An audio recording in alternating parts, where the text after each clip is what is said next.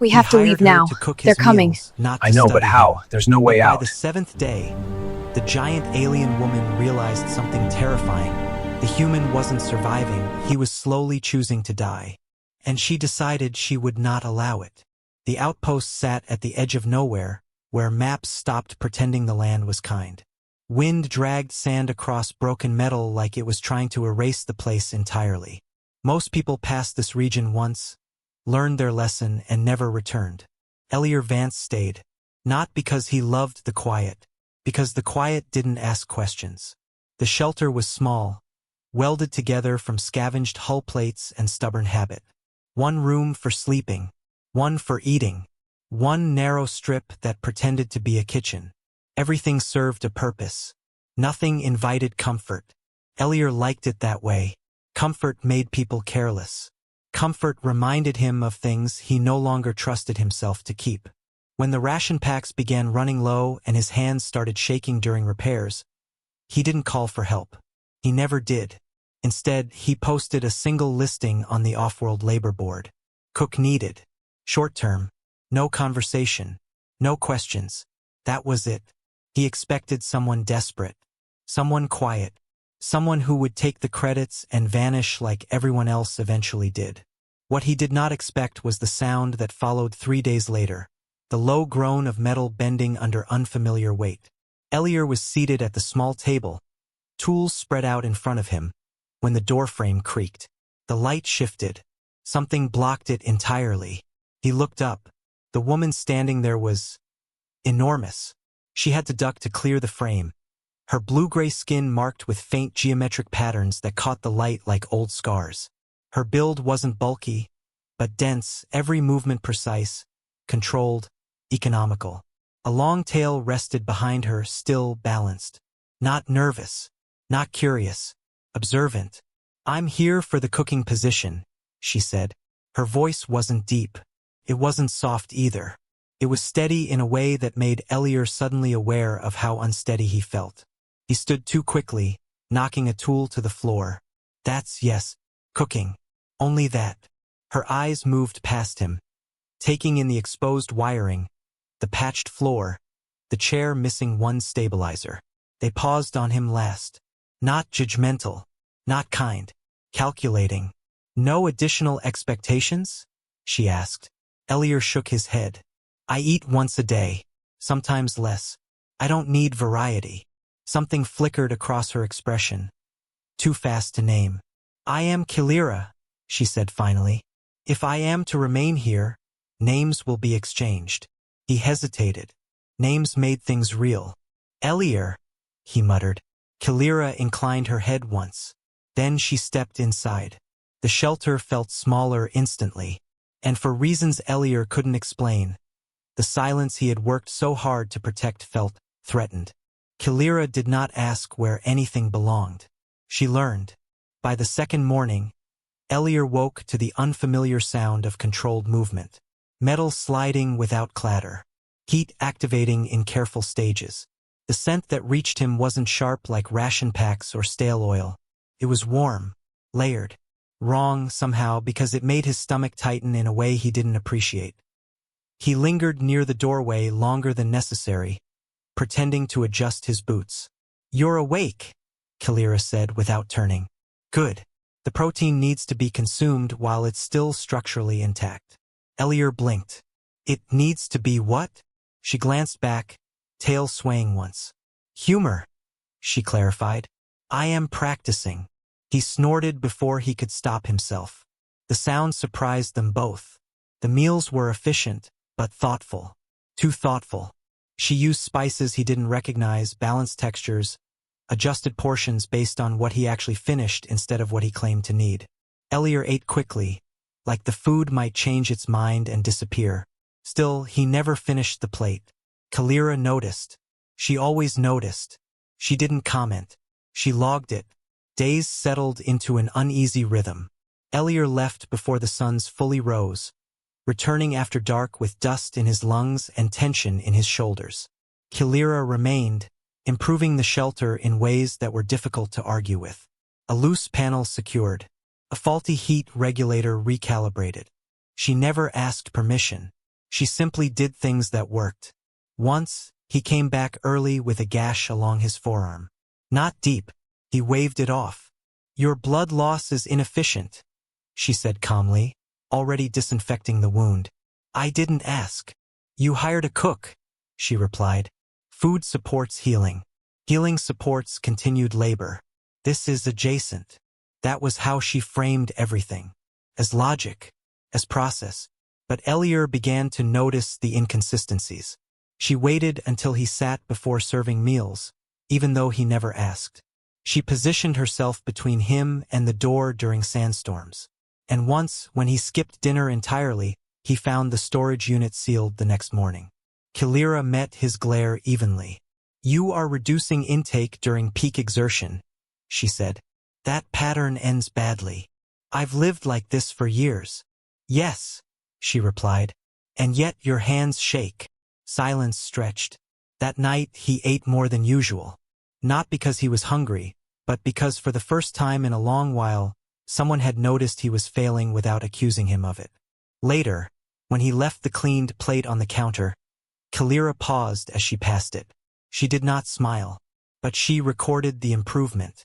And somewhere in her quiet calculations, Elier Vance's survival probability stopped falling, if only by a fraction. Elier went farther than he should have. He knew it the moment the terrain changed beneath his boots. The metal debris thinned, replaced by fractured stone and heat-scorched ground that held warmth like a warning. This zone wasn't illegal. It was worse. It was ignored. Predators nested here. Systems failed here. People disappeared quietly, which was exactly why Elier kept moving. Out here, the noise in his head went silent. Every step demanded attention. Every breath had a purpose. Pain became background static, manageable, familiar. He worked longer than planned, dismantling the remains of a collapsed survey crawler. His arms burned. His mouth was dry. He ignored both. When the sun reached its highest point, the heat pressed down hard enough to distort the horizon. That was when the ground shifted. Elier felt it before he saw it. A sudden instability beneath his weight. He twisted instinctively, reaching for balance, and something struck his leg with surgical precision. Pain exploded. He stumbled back, heart slamming, vision narrowing as a segmented creature recoiled into the rocks. Translucent skin, barbed mandibles, a venom sac pulsing like a second heart. No, he breathed. The bite burned immediately, heat spreading beneath his skin in fast, terrifying waves. Elier dropped to one knee, gripping a piece of wreckage as nausea rolled through him. His leg felt heavy. Wrong. He forced himself upright anyway. Getting back became a series of broken moments.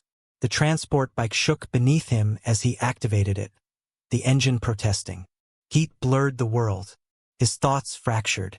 More than once, he nearly tipped over, holding on through stubborn refusal rather than strength. He didn't remember falling. One moment he was riding. The next, he was on the ground, sky spinning, sand biting into his palms. His leg throbbed, then went numb. So this is it, he thought distantly. Not dramatic, not heroic, just finished. Back at the shelter, Kalira noticed the silence.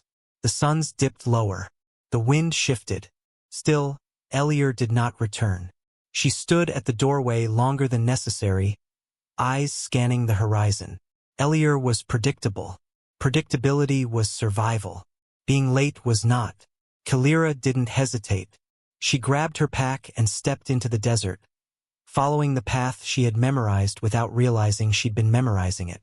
Disturbed sand, faint tracks, a dropped tool. She found the transport bike first. Abandoned. That was enough. When she saw Elier collapsed ahead, her pace increased. Not frantic, but absolute. She knelt beside him, fingers hovering over the swollen limb. Venom, she muttered. Rules flashed through her mind. Protocols. Boundaries. She ignored them all. Lifting him onto her shoulder, Kalira turned back toward the shelter, already calculating what this choice would cost her. Because this was no longer about cooking. This was about refusing to let a human die quietly. Elier drifted in and out of awareness, time losing its shape. Heat pressed against him from the inside, thick and suffocating, like his body had forgotten how to cool itself. Voices surfaced and faded. Movement, pressure, then darkness again. Whenever he surfaced, Kalira was there. Not hovering, not panicking, present. Cool cloth against his forehead. Water pressed carefully to his lips. Firm hands anchoring him when his muscles betrayed him. She spoke only when necessary, her voice steady even when his breathing wasn't. "Stay with me," she said once, not as a plea, as instruction. At some point, the pain sharpened enough to pull words from him. "You should have left," he muttered, eyes barely open. "Not your responsibility." Kalira didn't look up from the work in her hands. Incorrect. She applied another layer of the bitter-smelling compound to the wound. The burn made him gasp. "Venom is aggressive," she said. "Your body is resisting poorly." Figures. Her eyes snapped to his face. "Do not waste energy on surrender." The fever broke on the second night. Elier woke to cool air and dim light filtering through the shelter's viewport.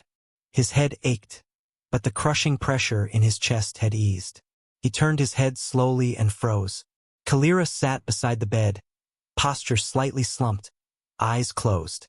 For the first time, she looked tired. "You stayed," he said hoarsely. Her eyes opened immediately, focused, alert. "You required monitoring. I could have died." "Yes. And you stayed anyway." She considered him for a long moment. Leaving would have reduced survival probability to 0. He stared at the ceiling. A weak laugh escaped him. "You always explain things like that." "Emotion does not negate accuracy," she replied. Silence stretched, heavy but not hostile. "My partner died," Elier said suddenly. The words felt dangerous, but once spoken, they refused to retreat. "She got sick during a supply run. I waited too long to leave. Thought I could manage. By the time I took her off-world, it was too late." Kalira listened without interruption. "So I stayed here," he continued, voice flat. "Stopped wanting things. Figured if I kept working until my body gave out, at least I'd be useful." "That is not usefulness," Kalira said quietly. "That is punishment." He flinched. "My species believes survival is a decision," she continued. "One made repeatedly, especially after loss." She placed a hand over his chest, firm but not forceful. He didn't pull away. "You chose endurance," she said. "But you forgot the other half, allowing others to remain." Elier swallowed hard. "I don't know how to stop." Kalira nodded once. "Then you begin smaller." She reached for the bowl beside the bed, steam rising gently. "You eat," she said. "And today you stay alive again." Elier lifted the bowl with shaking hands. For the first time in a long while, survival didn't feel like something he had to do alone. Recovery didn't arrive all at once. It came in increments Elier had forgotten how to notice. The swelling in his leg faded slowly. Strength returned unevenly, like a skill he had to relearn rather than reclaim. Kalira adjusted everything without comment. Meals, rest cycles, movement, never rushing, never hovering. On the 7th morning after the bite, Elier woke before dawn. Not from pain, from habit. For a long moment he lay still, listening to the shelter breathe. The low hum of the recycler, the distant wind dragging sand across metal. The silence no longer pressed against him like a threat. It simply existed. He sat up. His leg protested, but it held. When he reached the central room, Kalira was already there, standing by the terminal embedded in the wall. The screen glowed faintly, lines of data scrolling faster than he could read. "You shouldn't be standing yet," she said without turning. "I am," Elier replied, "just differently." She studied him when she turned, not for injury this time, but for intent. He didn't look away. "You stayed," he said, "after the contract ended." "Yes." "Why?" Kalira paused. Then she reached out and powered down the terminal. The room felt quieter for it. "Because on the 6th night," she said, I made a decision my people consider unforgivable. She gestured toward the darkened screen. I altered your survival record. Elier frowned. Altered how? I marked you as non-viable, she said calmly. Officially deceased. Removed from all monitoring systems. No retrieval. No intervention. The words landed slowly. You erased me? Yes. Fear sparked briefly in his chest. That's terrifying. That was the intent, Kalira replied. As long as you were visible, someone else would decide when you were worth saving. Now, survival belongs only to you. Elier sank into the chair, breath uneven. You didn't give me a choice. I gave you freedom, she said. Choice begins after. Silence stretched between them, not heavy, honest. I don't want to do this alone anymore, Elier said quietly. Not the days that hurt. Not the ones that don't. Kalira considered him for a long moment. Then she inclined her head. My people do not stay where we are not needed, she said. But we do not abandon paths that still lead forward. Later that day, they walked together beyond the shelter. Slowly, carefully. Elier's steps faltered once, twice. Kalira matched his pace without comment. The desert hadn't changed. It was still vast, still cruel, still indifferent. But Elier stood in it anyway. Back at the shelter, he moved his bed closer to the light, repaired what he had left broken. Opened storage crates he'd sealed years ago. Kalira remained, not as obligation, but as presence. And on a world that devoured the careless and punished the stubborn, a shy human and a giant alien woman began building something quieter than survival. They began building a future. Some stories are about survival. Others are about the moment survival becomes a choice. If the story stayed with you, the next one might stay even longer. You're not alone here,